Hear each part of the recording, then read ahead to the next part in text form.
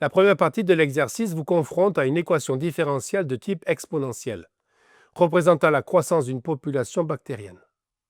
Le modèle est donné sous forme symbolique où la dérive de la fonction P, ici la population en fonction du temps, est proportionnelle à P elle-même, avec un facteur constant R. Voici les étapes que vous pouvez suivre pour aborder cet exercice. Déjà, 1. Identifier la forme de l'équation. Il s'agit d'une équation différentielle du premier ordre, très classique en dynamique. Elle exprime une croissance proportionnelle à la quantité présente, typique des modèles de type exponentiel.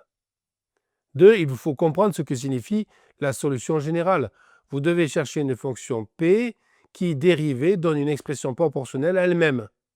Demandez-vous quelle famille de fonctions a cette propriété. Troisièmement, exploiter les conditions initiales. Une fois la forme générale de la solution obtenue, il faudra utiliser l'information selon laquelle la population initiale est de 1000 bactéries pour déterminer la constante dans votre équation.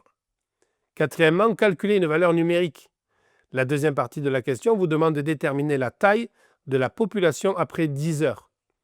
Utilisez les données du taux de croissance R égale 0,2 et le temps T égale 10 pour insérer ces valeurs dans votre équation.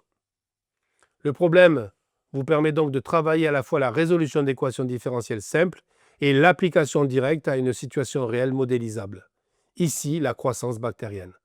Il s'agit d'un excellent exemple de lien entre dynamique mathématique et interprétation biologique ou industrielle.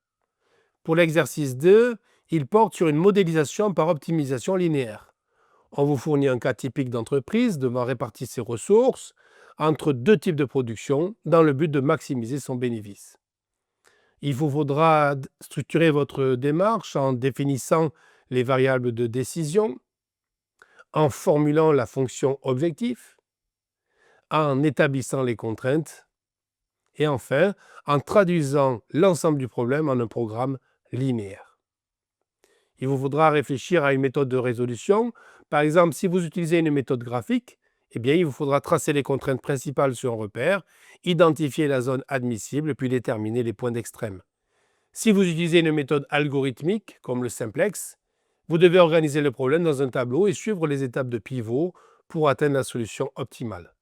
Dans les deux cas, l'objectif est de trouver la combinaison optimale de production, quantité de A et de B, qui respecte la contrainte de matière première tout en générant le bénéfice maximal. Passons maintenant à la correction.